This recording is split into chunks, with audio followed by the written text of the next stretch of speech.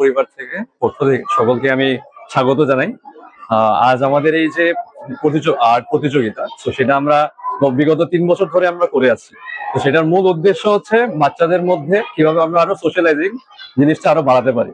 আজকের দিনে এই ডিজিটাল যুগে সব বাচ্চারাই মোবাইলের মধ্যে বেশি ঢুকে গেছে। তারা ওই আগের মতো যে একসাথে মিলেমিশে সোশ্যালাইজ করার ব্যাপারটা ওইটা একটু কমে গেছে আজকের দিনে।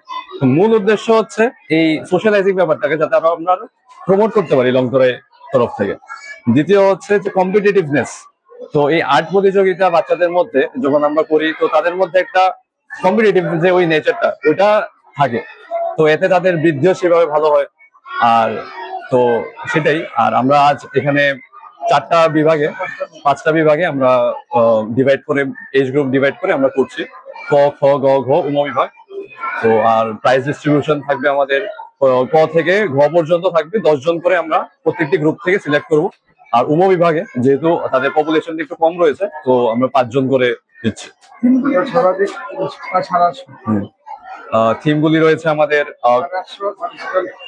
মতো 850 মতো আমাদের পার্টিসিপেন্ট রয়েছে। আর থিম রয়েছে আমাদের ক বিভাগের রয়েছে যেমন খুশি তেমন, খ বিভাগের রয়েছে সরস্বতী পুজো, গ্রুপ সি রয়েছে আমাদের ঠিক আছে একটি গ্রাম্য পরিবেশ রয়েছে, গ্রুপ ডি রয়েছে আমাদের মেলা প্রাঙ্গণে প্রতিযোগিতা। আর গ্রুপ বিভাগের রয়েছে একটি ঐতিহাসিক স্থান ত্রিপুরার। আমি শিবরাজ দেবনাথ, লংতরা পরিবারের সদস্য।